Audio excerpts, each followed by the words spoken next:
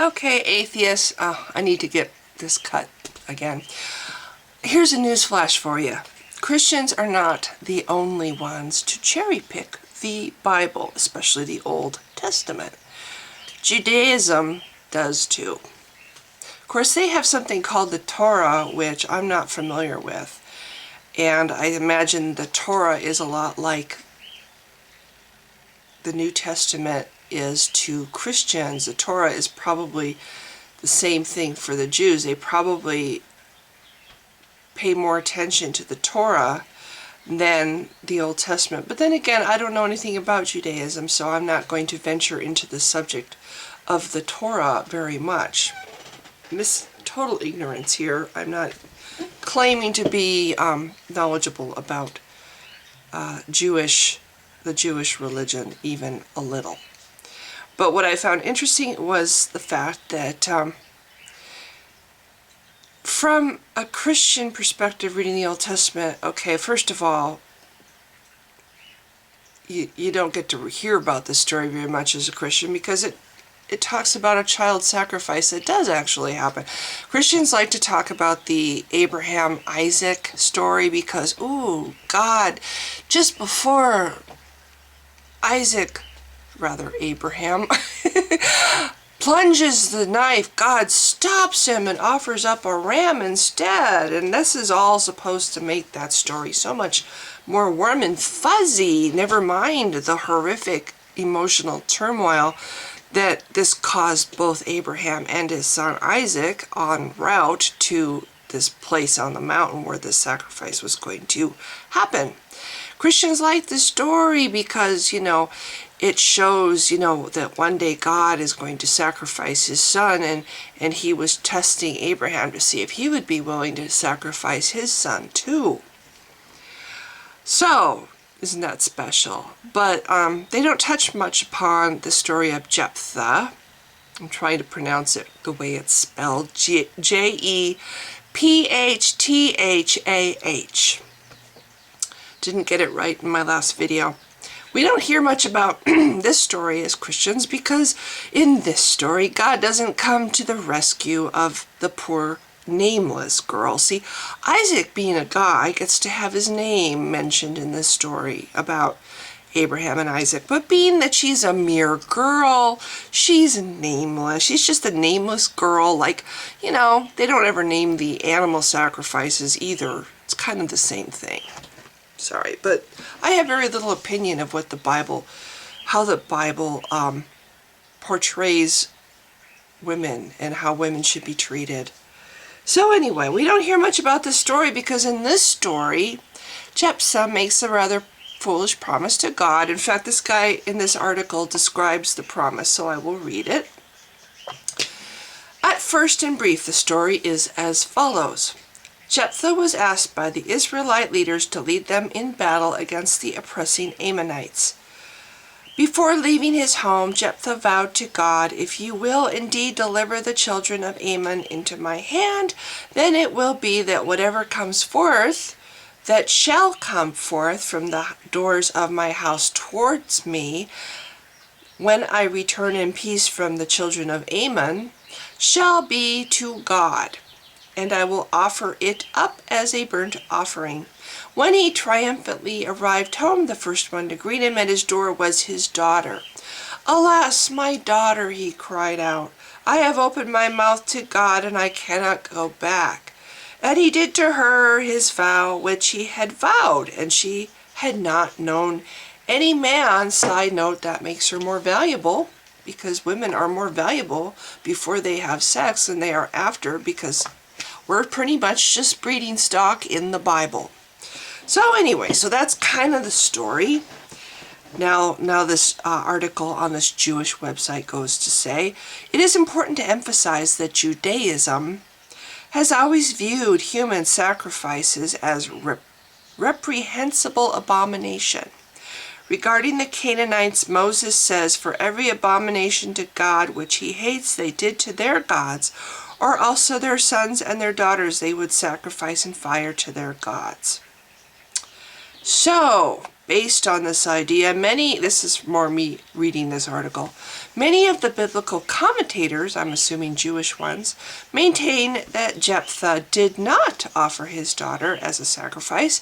In fact, his original vow, whatever comes forth shall be to God, and I will offer it up for a burnt offering, had a dual intention. If it will be a person, then it shall be consecrated to God. For some reason, they don't spell the name God in this article. They say G/D every time. So I have to wonder if the Jewish religion has something about spelling God out as being a bad thing. Anyway, so they're saying that if it's a person, it shall be consecrated to God, and if it's an animal, then I will offer it up as a burnt offering. The Hebrew prefix I, which, well, it's just a line, I'm assuming that's an I, which precedes the words I will offer it, can be translated as and or. According to this interpretation, Jephthah's daughter was sent to the mountains to live in seclusion. She never married and dedicated her life to the service of G/D. Other biblical commentators disagree. Though Jephthah was one of the Israelite judges, he was chosen for the position because of his bravery and might, not because of his Torah scholarship. Indeed, he was woefully ignorant. So see, now the Jewish religion is trying to divorce themselves from this rather hideous Bible story. Oh, this went against God. Even though Jephthah killed his daughter to honor a promise to God, and God did absolutely nothing to stop it and save this girl. Jephthah's the bad one in the story, and he deserves to be punished, even though he gave up his daughter to God to keep his promise to God. So this is how the Jewish religion gets around having to accept the story, I guess. Okay, so he was woefully ignorant. And though he was not bound whatsoever by the vow he made, because it clearly transgressed the rules of the Torah, he ignorantly went ahead and offered his daughter as a sacrifice. Side note, and God did nothing to stop it. We didn't get a little ram suddenly appear in the story, and a voice from heaven didn't suddenly say to Jephthah, stop. Don't have to do it. Look over there. There's a ram instead. Nothing like that happened. Jephthah just was allowed to burn his daughter, but apparently Jewish religion totally ignores the fact that God sat on his hands and did absolutely nothing. Had he only consulted with Phinehas, I have no idea how to say this name, Phinehas,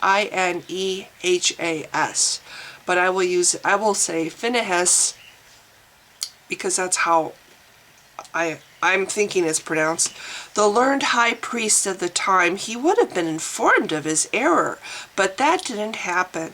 Jephthah was too arrogant to travel to Phinehas to receive guidance. I am the general of the Israelite forces, and I should go to him? And Phinehas was too proud to unilaterally go to Jephthah to advise him. He needs me. Why should I make the trip? Little human, whatever, made up shit to justify this horrible story. The hubris demonstrated by these two leaders cost an innocent girl her life. Know the assholeness of this God who did absolutely nothing to save her.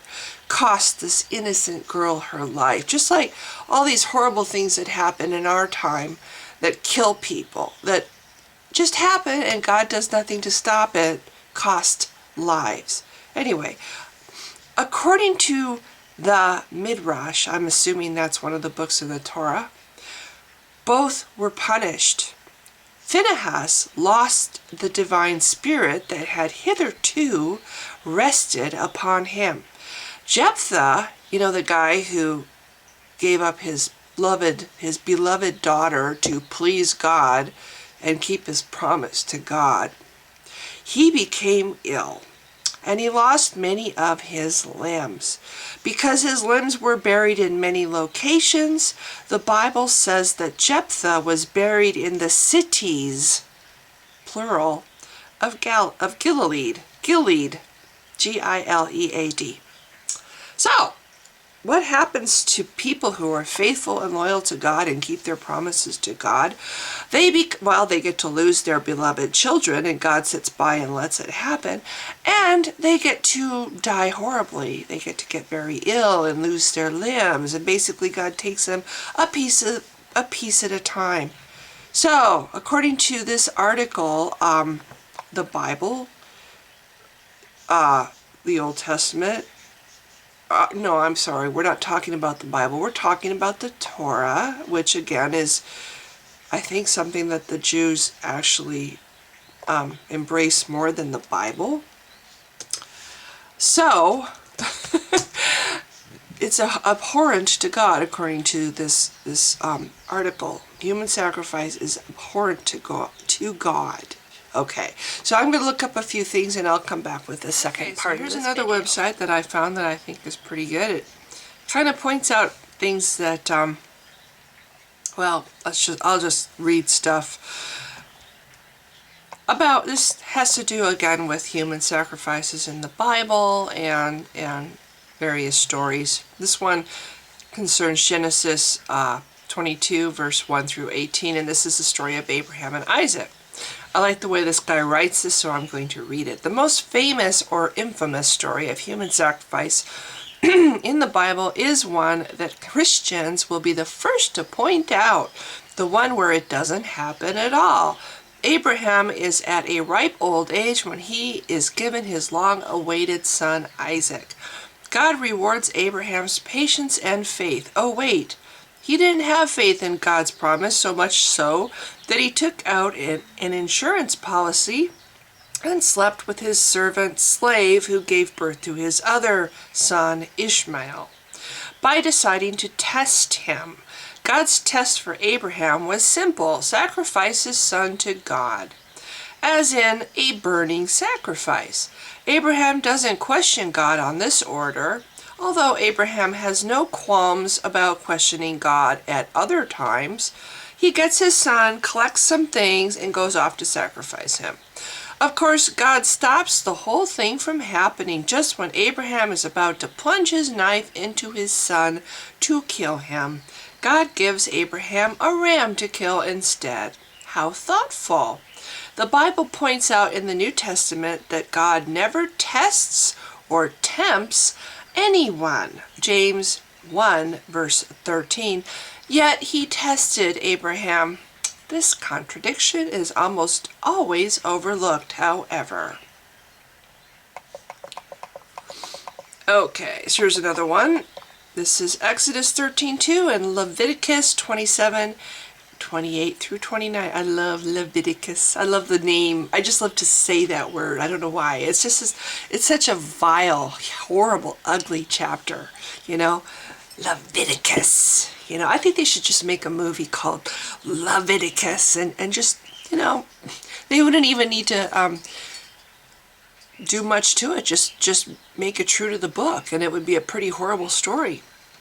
Okay, God apparently has a thing for firstborn sons. In the passage of Exodus, he clearly states that the firstborn, be it animal or man, is his own personal property, and it should be sacrificed to him. Exodus, of course, goes on to say that the firstborn may be replaced with an appropriate sacrifice.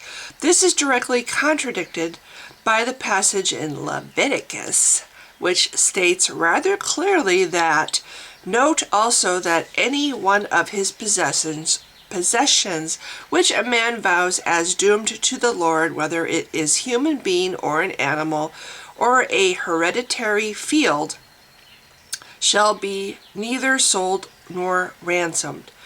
Everything that is thus doomed becomes most sacred to the Lord. All human beings that are doomed lose the right to be redeemed. They must be put to death.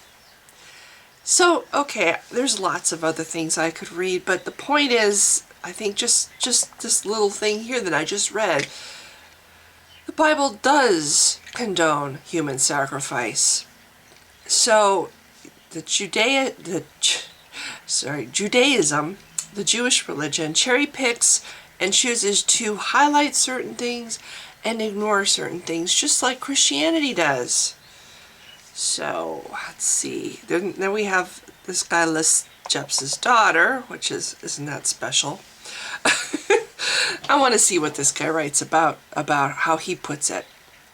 Okay, so Old Testament Judges 11:29 through 40. Where Isaac may have gotten off lightly, Jephthah's daughter was not so fortunate. Jephthah, we don't know her name, of course. Jephthah makes a deal with God. He was a favorite general of the Jews, and he was about to fight an important and potentially dangerous battle. He tells God that if God delivers the enemy into his hands, he will then sacrifice the first thing that comes out to greet him when he returns home. God lets Jephthah win. And upon his return home, his only daughter comes out to welcome her father. Although Jephthah is grieved, he must keep his promise. Later, he gets to lose his limbs for doing that.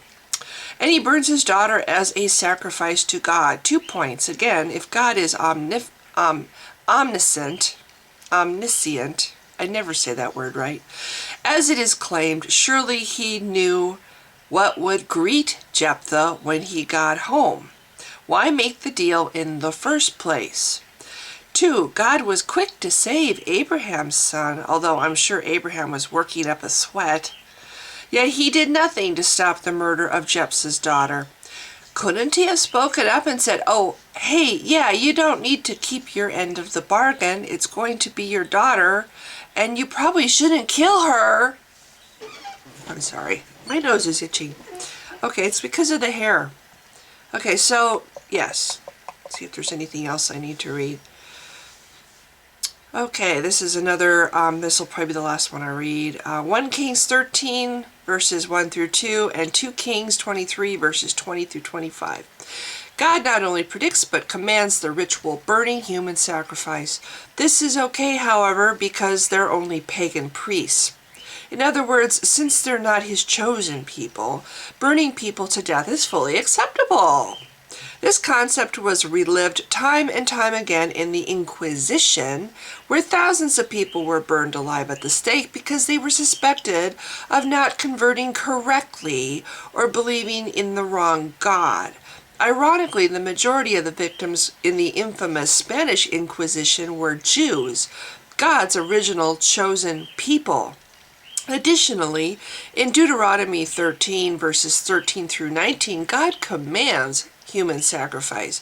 Suppose you hear in one of the towns the Lord your God is giving you that some worthless rabble among you have led their fellow citizens astray by encouraging them to worship foreign gods. In such cases, you must examine the facts carefully. If you find it is true and can prove that such a detestable act has occurred among you, you must attack that town and completely destroy all its inhabitants as well as the livestock. Then you must pile all the plunder in the middle of the street and burn it. Put the entire town to the torch as a burnt offering to the Lord your God. That town must remain a ruin forever. It may never be rebuilt. Keep none of the plunder that has been set apart for destruction. Then the Lord will turn from his fierce anger and be merciful to you. He will have compassion on you and make you a great nation, just as he solemnly promised your ancestors. The Lord your God will be merciful only if you obey him and keep all the commands I am giving you today, doing what is pleasing to him. So, I'm sorry. And trying to remember back what I said in the what I read in the first video about human sacrifice is reprehensible abomination to God. Really? Sorry, guys of the Jewish faith, but your religion picks and chooses what it wants to adhere to as much as Christianity. It's just, I think it's just probably true. I don't know anything about Islam, but I'm pretty sure it's true of all the Abrahamic religions, that, whatever they want to do, whatever sounds good to them, that's what they want to believe, and everything else, they will do everything in their power to either come up with a story of their own to justify it or smooth the waters. Oh, well, they all suffered in the end. Jephthah was ignorant. He killed his daughter, and he was ignorant of the Jewish custom, or Jewish of the Torah, yeah. And so he was punished by God, even though he sacrificed greatly to keep his promise to God. Anyway, I hate religion. I just do. I just hate religion. It's a bunch of man-made bullshit and apologetics and making up shit to explain other shit, because not everything coheres well with the little ideas that the religion wants to believe in. Even their own holy books don't adhere well with what they want to believe in, so they'll tweak their own holy books, or they'll come up with shit, or they'll add stuff to it, or they'll rearrange the words, or whatever to explain away the things that they find repulsive and abhorrent, rather than just admit to themselves that, what, this is a bunch of bullshit, and this God really did existed.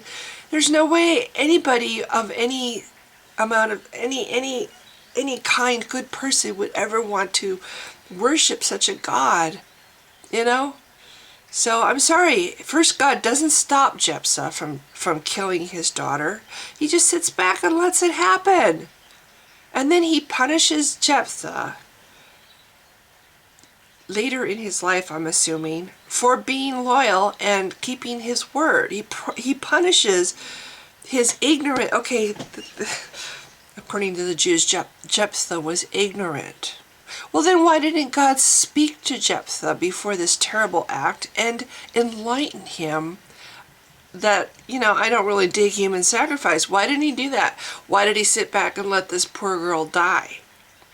And then to punish Jephthah later in life for keeping his promise to God, for giving up, for sacrificing something so dear to him as his daughter. God punishes Jephthah with illness and losing his limbs. That's how God rewards those people who are loyal and keep their promises. What a horrible religion this is. I'm sorry, I'm referring to Christianity, but I think Judaism is probably pretty close to the same thing, as far as they make up shit to whatever, whatever sounds good to keep their whatever, to bolster their belief system. Atheism is better. I'm sorry, atheism. I don't have to try to believe in something that I find repulsive and convince myself that it isn't repulsive. I don't have to look at a hideous story and try to find that there's a good God behind something so awful. I'm sorry, my words are not coming well right now. I haven't had my coffee yet. I don't have to have warm fuzzy stories to find happiness and meaning in family and getting together with family and celebrating togetherness. I don't have to have a made-up holy child and a made-up stupid story. That's another thing. They make up the story of the birth of Jesus. There's only one out of the four Gospels. There's only one Gospel that even describes the story of the birth of Jesus. And I'm pretty convinced that whole story was put in there as a way to historicize this fictional character and try to make him a real person. So anyway, this has turned into another rant, but it's just, I have nothing but contempt for these religions, and I don't know how anybody would put up with this bullshit, It's so much easier to look at the facts, look at your world, and if facts support something, then maybe that something is worth believing in. I believe that dinosaurs existed because the facts support that. I have seen dinosaur bones. I have dug up fossils. There are facts to show that the earth is really, really old. So I believe the earth is really, really old, rather than believing a stupid fictional book that tries to say that the earth is 4,000 to 6,000 years old, because that's how many generations of made-up people in this book there are. So, okay, I don't want this to be another huge long video, which I think it already is, so I will end this. I think, I like to summarize. I think I've already summarized this. I think religion sucks, and I think that the only thing that matters to me is true, what is true, and so I will look at the facts and what evidence points to, and that's all that matters to me. So thank you for watching. Bye!